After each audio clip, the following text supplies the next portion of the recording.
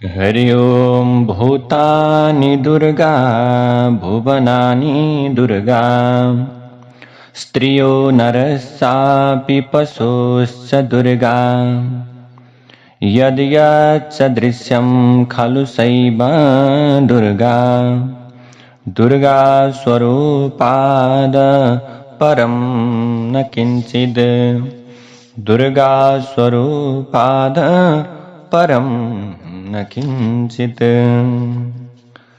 श्रीमद् देवी भागवत महापुराण को चौथो स्कंद को 23औं अध्यायमा अब व्यासजीले जनमेजय नामका राजालाई बताउँदै जानुभयो। व्यासले भन्नुहुन्छ, प्रभु हे राजन, नारदको निर्देशनबाट कंसले देवकीका 6 पुत्रलाई मार्यो। 7औं गर्भ संकर्षणद्वारा रोहिणीको गर्भमा प्रवेश भइसकेको थियो। 8औं गर्भमा भगवान श्रीहरि देवकीको गर्भमा विराजमान हुनुभयो। श्रीहरि देवकीको गर्भमा प्रवेश गरेपछि समस्त देवताहरू भगवान श्रीहरिको बिन्ती गर्न लागे। भगवान श्रीकृष्णको गर्भ प्रवेशको समयमा अष्टमी तिथि रोहिणी नक्षत्र र कृष्ण पक्षको समय थियो। भगवान प्रवेश गर्नुभएको गर्भ 8औं भएकाले कंसले कडा सुरक्षा अपनाएर कारागारका द्वारपालहरूलाई सतर्क गरायो। त्यसपछि ऊ आफ्नो महलमा गयो। कंसको शारीरिक अवस्था अत्यन्त दुर्बल भइसकेको थियो। यता देवकीको गर्भवास पूर्ण भयो। उनको प्रसवको समय भयो। देवकीले वसुदेवलाई भनिन्, स्वामी, मलाई प्रसव पीडा भयो, अब म कसो गरौँ? पूर्वकालमा देवकीलाई नन्दकी पत्नी यशोदाले भनेकी थिइन्, तिमीबाट छोरो जन्मेपछि त्यसलाई मेरो घरमा पठाउनु, उसको पालन पोषण मैले गर्नेछु। यो कुराको जानकारी पनि देवकीले वसुदेवलाई गराइन्। बालकम सुसुवे तत्र निशिथे परमानुभूतम तम दृष्ट्वा विस्मयं प्राप देवकी बालकम शुभम। देवकीको कोखबाट प्रभु परम तेजस्वी बालक प्रकट भए। कारागार भित्र आकाशवाणी भयो, वसुदेव, तिमी अहिले नै बालकलाई लिएर गोकुलतर्फ जाऊ। त्यसै समय सबै पालेहरू मोहको निद्रामा परेर के गरे निदाए।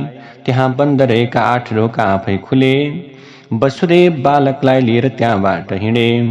उनले सजिलै यमुना नदी पार गरे। उनी नन्द बाबाको घरमा पुग्दा योगमाया पनि गर्भबाट अवतरण हुनुभएको थियो। वसुदेव बालकलाई यशोदाको शैयामा राखेर कन्यालाई लिएर प्रसन्नताका साथमा कारागारतर्फ फर्के।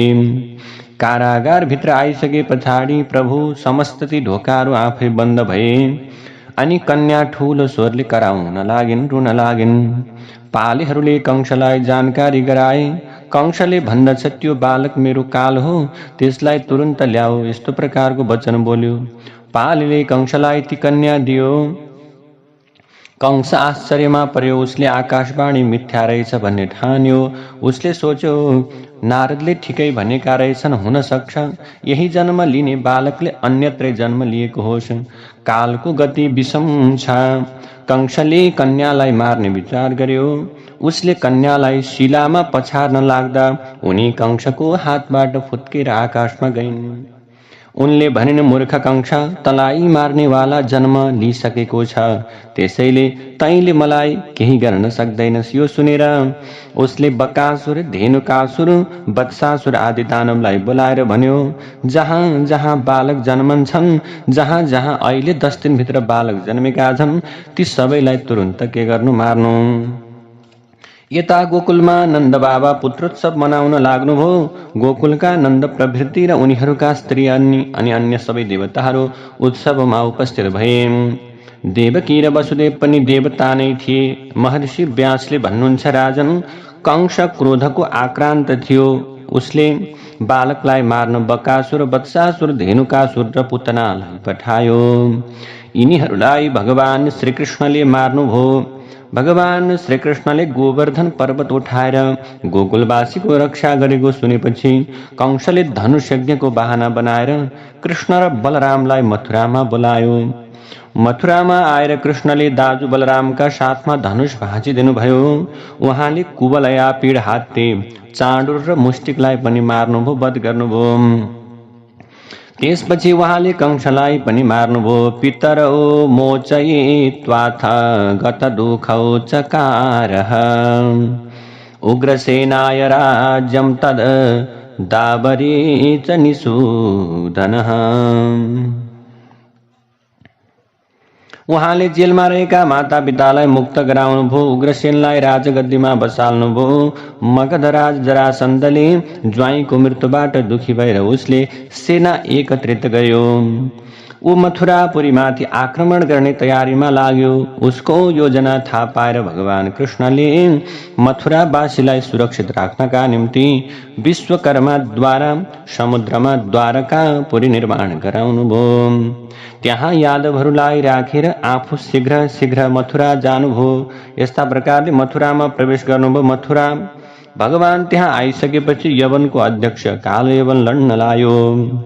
भगवान श्रीकृष्णले डराए जस्तो गरेर पीताम्बर हल्लाउँदै मानधाताका छोरा मुचुकुन्द सुते घोडारमा लगेर उसलाई वध गर्नुभयो।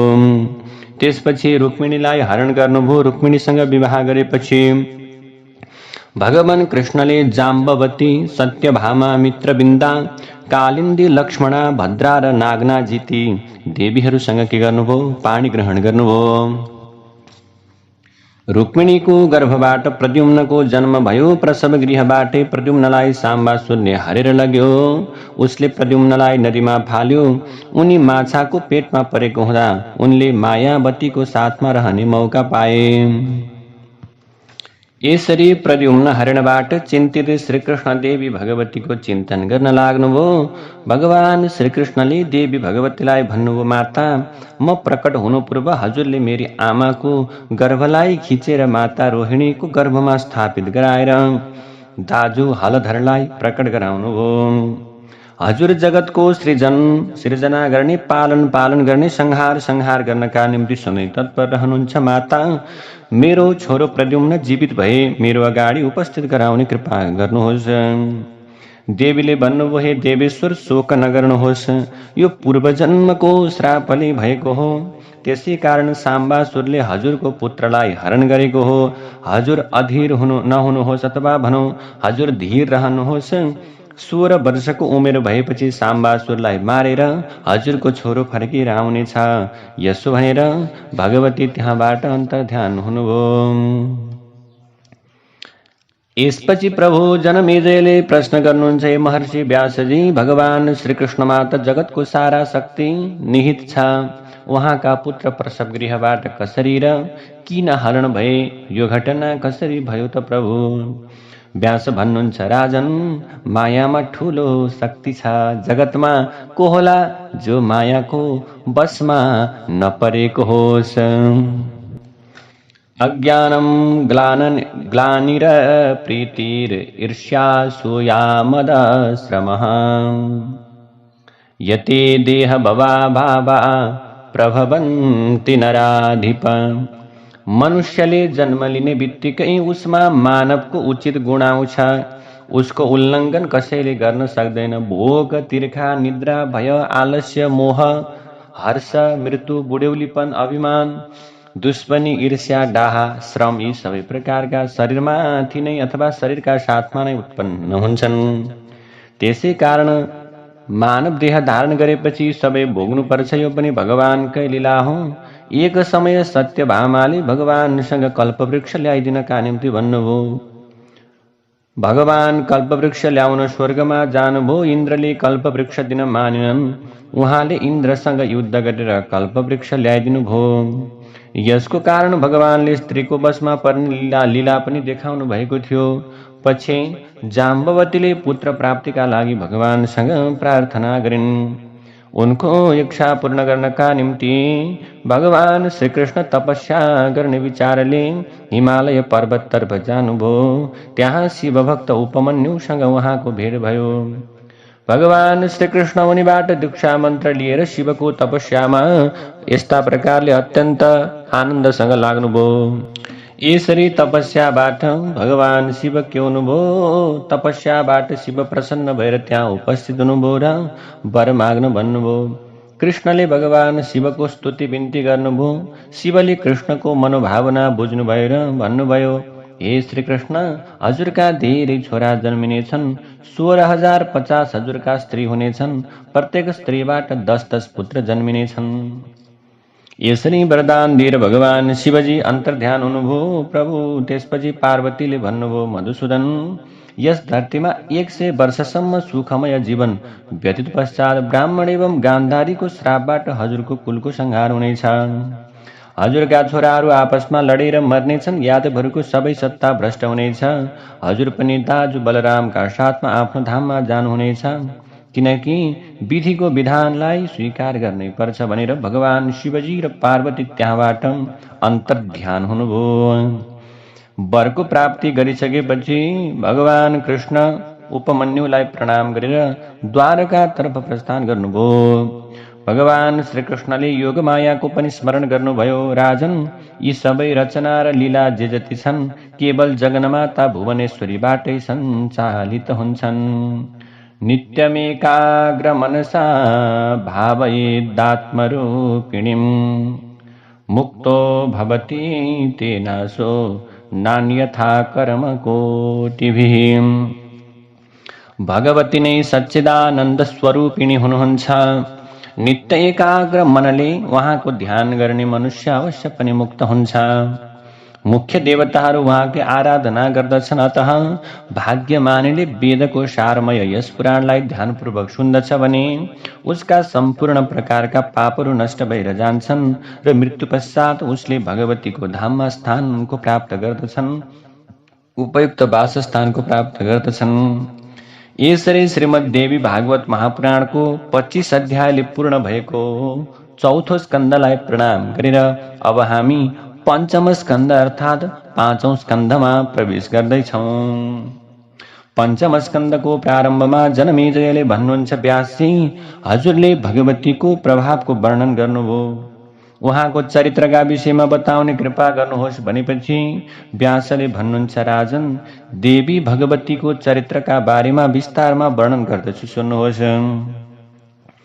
पूर्वकल्पको कुरा हो। पृथ्वीमा महिषासुर नामको एउटा राजा थियो।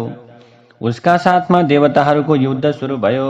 महिषासुरले ब्रह्माबाट वरदान पाएको थियो, उत्पन्नस्य ध्रुवं मृत्युर ध्रुवं जन्म मृतस्य च सर्वथा मरणोत्पत्ति सर्वेषां प्राणिनां किला। उसले ब्रह्मासँग अमरत्वको वर माग्यो। ब्रह्माले भन्नुभयो, बाबु, जन्मेकाको मृत्यु अवश्य सम्भावित छ, त्यसैले मृत्युलाई छोडेर अरू वर माग।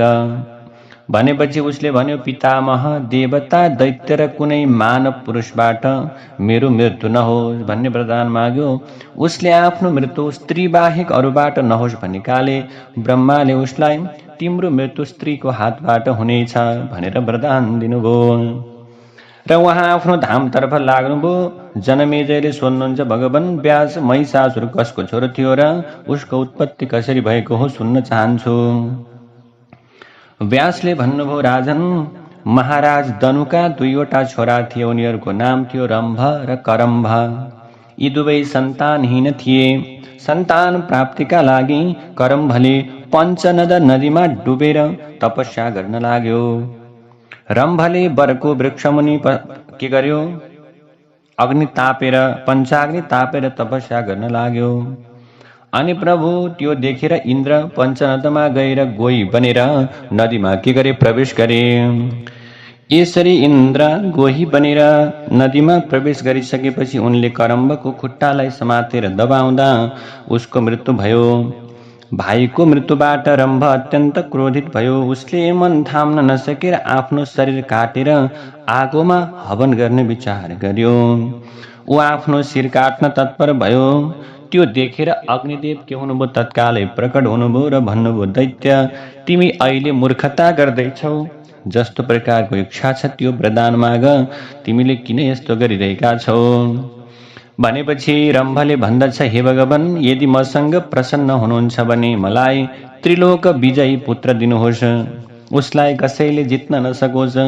उसमा इच्छा अनुसार रूप बदल्न सक्ने क्षमता होस् र असीम प्रकारको शक्ति पनि होस्। अग्निदेवले भने, रम्भ, तिमीलाई त्यस्तै पुत्र प्राप्त हुनेछ, त्यसका लागि के गर्नुपर्छ? तिम्रो मन अब जसरी पनि तिमीलाई त्यस्तो प्रकारको पुत्रको प्राप्ति हुनेछ भन्ने प्रकारको के भयो? त्यहाँबाट प्रदानको प्राप्ति भयो।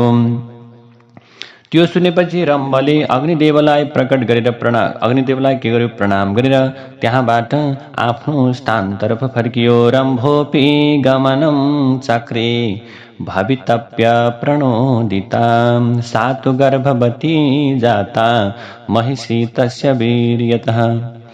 त्यसैले रम्भ पशु स्वभावको भएको हुनाले अब के भयो? रम्भ आसक्ति भयो। उसको आसक्तिबाट के भयो त भने अब त्यहाँबाट एउटा भैँसीबाट सन्तान जन्मियो। यसरी रम्भलाई सिंहले हान्यो। रम्भ मूर्छित भएर भुइँमा ढल्यो। उसको तत्काल मृत्यु भयो। त्यसपछि भैँसी आत्तिँदै वरको बुटो मुनि गएर यक्षको शरणमा परी। यसरी प्रभु भैँसीको अवस्थालाई देखेर यक्षले युद्ध गर्नका निम्ति उसको बच्चालाई मार्यो। रम्भको दाह संस्कार हुँदा अब के भयो त भने भैँसीको पनि मृत्यु भएको हुनाले चितामा जलाउने प्रक्रिया सुरु भयो। यसरी त्यसै चिताको माध्यमबाट मध्यभागबाट महिषासुरको उत्पत्ति भयो। उसलाई देखेर पुत्रमाथि कृपा गर्नका निम्ति रम्भ अर्कै शरीरलाई धारण गरेर रक्तबीजको रूपमा चिताबाट बाहिर आयो। राजन, यसरी महिषासुर र रक्तबीजको उत्पत्ति रम्भबाट भएको हो। पछि सबै दानवहरू एकत्रित भए महिषासुरलाई के गरे? राजगद्दीमा उनीहरूले बसाल्न थाले। अनि प्रभु यसरी राजगद्दीमा बसालिसकेपछि महिषासुरले सम्पूर्ण जगतमा शासन गर्न लाग्यो। उसले आफ्नो दूतद्वारा इन्द्रलाई खबर पठायो, देवराज इन्द्र स्वर्ग छाडेर भागुन्, अन्यथा मेरो सेवक बनेर बस्नका निम्ति स्वीकार गरून्। दूतको कुरा सुनेर इन्द्रले क्रोधित हुँदै भने, तेरो स्वामीको अभिमान बढेको छ, म त्यसको उपचार गर्नेछु। म तँलाई केही पनि गर्दिन। त गएर मेरो मालिकलाई भनिदे, त्यो भैँसीको बच्चा मसँग युद्ध गर्न तुरुन्त मेरो अगाडि आओस्। दूतले महिषासुरलाई भन्यो, देवराज इन्द्रले हजुरलाई कुनै शक्ति नभएको अत्यन्त दुर्बल सम्झिरहेका छन्। दूतको कुरा सुनेर के गर्यो? महिषासुर अत्यन्त क्रोधित भयो। उसले दैत्यलाई बोलाएर भन्न लाग्यो, हे दैत्यहरू, देवराज इन्द्रले युद्ध गर्न खोजेको छ रे। नीच शत्रुलाई परास्त गर। एक्लो इन्द्रसँग मलाई डर छैन र त्यसलाई जीवित राख्ने पनि होइन। हेर, दानवहरू सुँगुरको वेश धारण गरेर हिरण्याक्षलाई र नृसिंहको रूपले हिरण्यकशिपुलाई मार्ने विष्णुको अधीनतालाई पनि मैले स्वीकार गर्दिन। विष्णु बलशाली र इन्द्रले मेरो केही बिगार्न सक्दैनन्। प्रभु, त्यसैले विष्णुले पनि इन्द्रले पनि मेरो केही पनि बिगार्न सक्दैनन्। इन्द्रलाई हराएर म स्वर्गको अधिपति बन्नेछु। वरुण, यमराज, कुबेर, अग्निचन्द्र, सूर्य सबैले मसँग के गर्नेछन्? हार्नेछन्। उसले के गर्यो त भने प्रभु दूतलाई बोलाएर पाताल र पर्वतका प्रधान दानवहरूलाई बोलाउन भन्यो। उनीहरूलाई सेनाध्यक्ष बनाउने निर्णय गर्यो। उसले सबै दैत्यलाई भन्यो, म स्वर्गमा अधिकार जमाएर नन्दन वनमा विहार गर्नेछु। स्वर्गमा पारिजात फूल प्राप्त गर्न सकिनेछ। त्यसैले अनि स्वर्गमा कामधेनुको दूध र अमृतपान गर्न त्यो प्रकारको आनन्दको अनुभूति गर्न पाइनेछ। त्यसैले प्रभु त्यहाँ नाचगानको आनन्द पनि मिल्नेछ। यसरी महिषासुरले दैत्यहरूलाई उपयुक्त प्रकारको आदेश दिएर तुरुन्त आफ्नो महलमा गयो र उसको अनुहारमा प्रसन्नताको झल्किन थाल्यो। प्रसन्नता उसको अनुहारमा देखिन थाल्यो। अब व्यासले भन्नुहुन्छ, राजन, महिषासुरको दूध गइसकेपछि इन्द्रले वरुण, यम, कुबेर र पवनदेवलाई बोलाएर दूतसँग भएको सबै प्रकारको कुरा भन्दछन्। इन्द्रले भने, महिषासुरले मलाई देवसदन छाड्न भनेको छ। हे सुरवरहरू, त्यो दानव महानीच छ। त्यससँग तत्काल युद्ध गर्नुभन्दा पहिले एक कार्य कुशल गुप्तचरलाई त्यसको पूरा भेद बुझ्नका निम्ति पठाउनु पर्दछ। सबै कुराले के भयो त्यहाँ गुप्तचर पठाइयो। गुप्तचर सबै कुरा बुझेर आयो। उसले सम्पूर्ण प्रकारका कुराहरू स्वर्गका राजा इन्द्रलाई बतायो। गुप्तचरको कुराबाट के भए इन्द्र अत्यन्त आश्चर्यचकित भए। उनले मन्त्रवेत्ता श्रेष्ठ पुरोहित बृहस्पतिलाई बोलाएर सम्पूर्ण प्रकारको कुरा जानकारी गराए। इन्द्रले भन्दछन्, हे विद्वान, हजुर देवताका गुरु हुनुहुन्छ भन्नुहोस्, यस अवस्थामा हामीले के गर्नु उचित छ? महिषासुर दानव युद्ध गर्न आउँदैछ। इन्द्रको कुरालाई सुनेर बृहस्पतिले भने, हे देवराज, शान्त रह, यस समयमा धैर्य लिनु आवश्यक छ। दुःखको समय अगाडि आउँदैमा तत्काल धैर्यलाई छाड्नु हुँदैन। हे देवेश, सेना, मन्त्रीमण्डल, मन्त्र, रथ, आयुध यी केवल साधन मात्रै हुन्। यिनीहरूबाट कार्य सिद्धिको निश्चितता छैन। त्यसैले हर्ष र शोक के छन्? शत्रुतुल्य छन्। शोक र मोह शरीरका गुण हुन्। ममता नै के हो त भने परम दुःखको कारण हो। ममता परमं दुःखं निर्ममत्वं परम सुखं सन्तोषाद परम नास्ति सुखस्थानं सचीपते। सन्तोष छाडेर सुख हुँदैन। त्यसैले सन्तोष भनेको सुख हो। त्यसैले ममता दुःखदायी छ। जहाँ ममता रहँदैन, निर्ममत्व भने परम सुखदायी छ। अथवा सन्तोष छाडेर संसारमा अन्य कुनै सुख छैन। त्यसैले सन्तोष रहनु नै सुख हो। त्यसैले हे देवराज, मन्त्रीहरूसँग परामर्श गर। विधिपूर्वक प्रयत्नमा कटिबद्ध हौ। यत्न गर्यो भने हुनेवाला जो छ त्यो भएरै छाड्दछ, तर यत्न गर्न चाहिँ छोड्नु हुँदैन। बृहस्पतिको कुरालाई सुनेर इन्द्रले भन्दछन्, म युद्धको तयारीका लागि महिषासुरको वध गर्दछु। भगवान, हजुर मेरो कल्याणका लागि रक्षोग्न मन्त्रको के गर्नुहोस्? जप गरिदिने कृपा गर्नुहोस्। तब बृहस्पतिले भने, बाबु, यस अवसरमा म तिमीलाई न रोक्छु न जान भन्दछु, किनकि कार्य सिद्धि हुनु र नहुनु त सबै दैवको अधीनमा छ, मेरो अधीनमा छैन। बृहस्पतिको कथनलाई सुनेर इन्द्र के गरे? ब्रह्माको शरणमा गए र ब्रह्मालाई भन्दछन्, हे भगवान, म महिषासुरको भएका कारण हजुरको शरणमा आएको छु। त्यसपछि ब्रह्माले इन्द्रलाई लिएर भगवान शङ्करलाई भेट गर्नका निम्ति कैलाश पर्वतमा जानुभयो। त्यहाँ पुगेर सबैले भगवान महेश्वरको प्रार्थना गर्न लाग्नुभयो। शिव, इन्द्र र ब्रह्मालाई लिएर भगवान के गर्नुभयो? शिवजी विष्णुसँग भेट गर्नका निम्ति फेरि विष्णुलोक जानुभयो। उहाँले श्रीहरिलाई आफूहरू आउनुको कारण बताउनुभयो। भगवान श्रीहरिले उपस्थित सम्पूर्ण देवताहरूलाई भन्नुभयो, महिषासुरसँग युद्ध गर, उसलाई अवश्य पनि मार्नै पर्छ।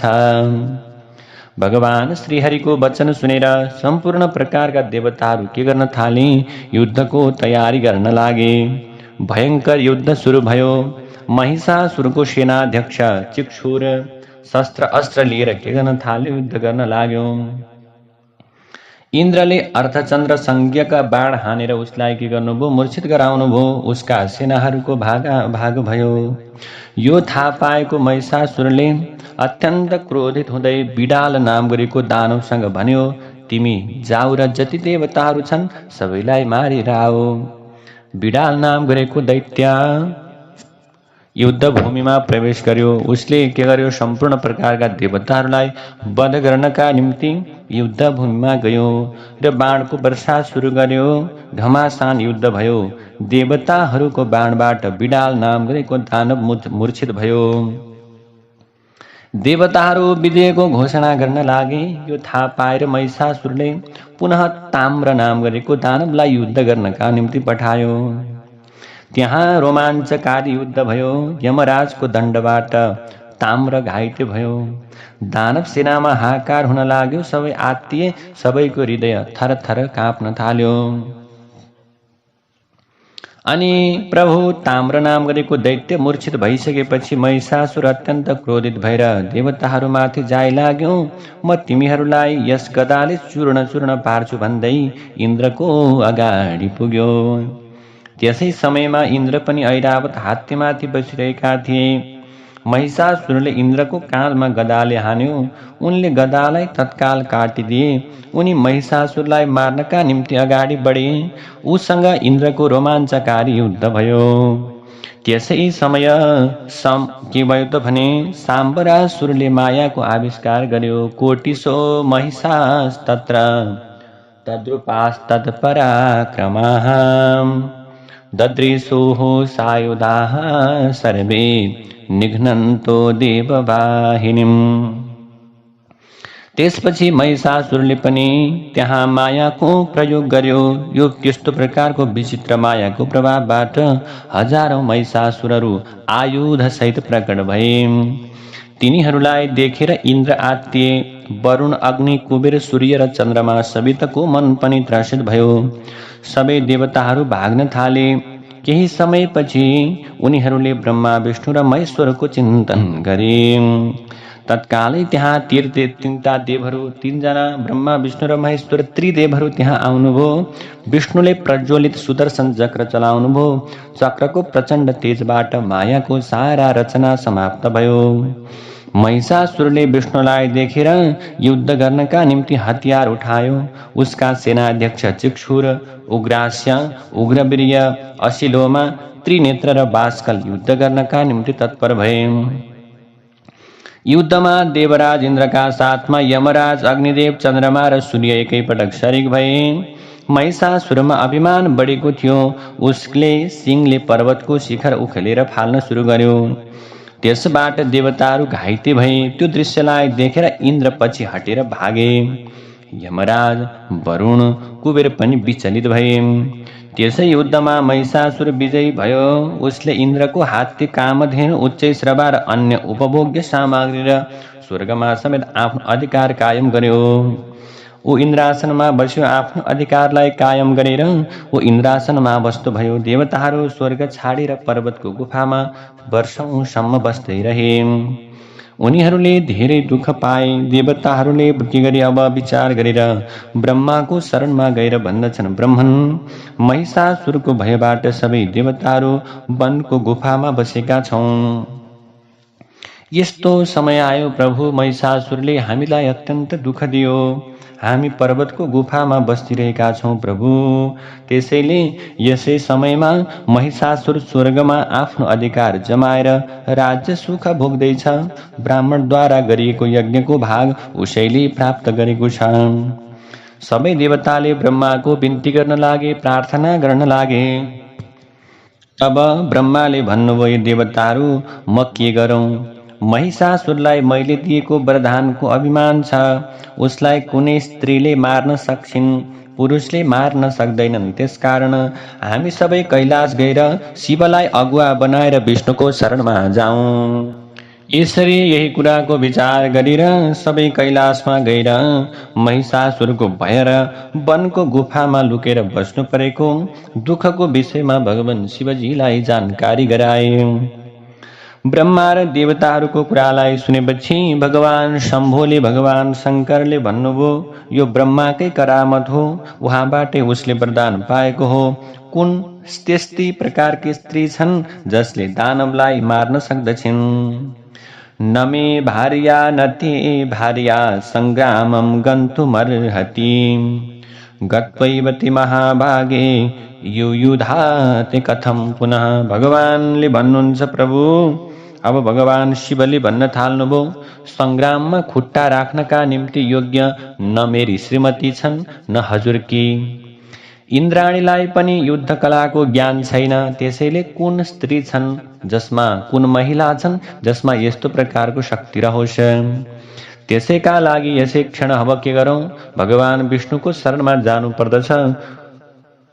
भगवान विष्णुबाट केही न केही कुरा अवश्य पनि प्राप्त हुन सक्दछ भन्ने कुरालाई विचार गरेर त्यसै समयमा के गर्नुभयो? सम्पूर्ण देवी देवता भगवान शिवजीको साथमा भगवान विष्णुको दर्शन गर्नका निम्ति सम्पूर्ण देवी देवताहरू वैकुण्ठ लोकतर्फ लागे। त्यसै समय यात्राको वातावरण पनि अत्यन्त सुन्दर र सुमधुर थियो। देवी प्रपन्नार्ति हरे प्रसीद प्रसीद मातर जगतोऽखिलस्य। प्रसीद विश्वेश्वरि पाहि विश्वम् त्वमीश्वरी देवी चराचरम्।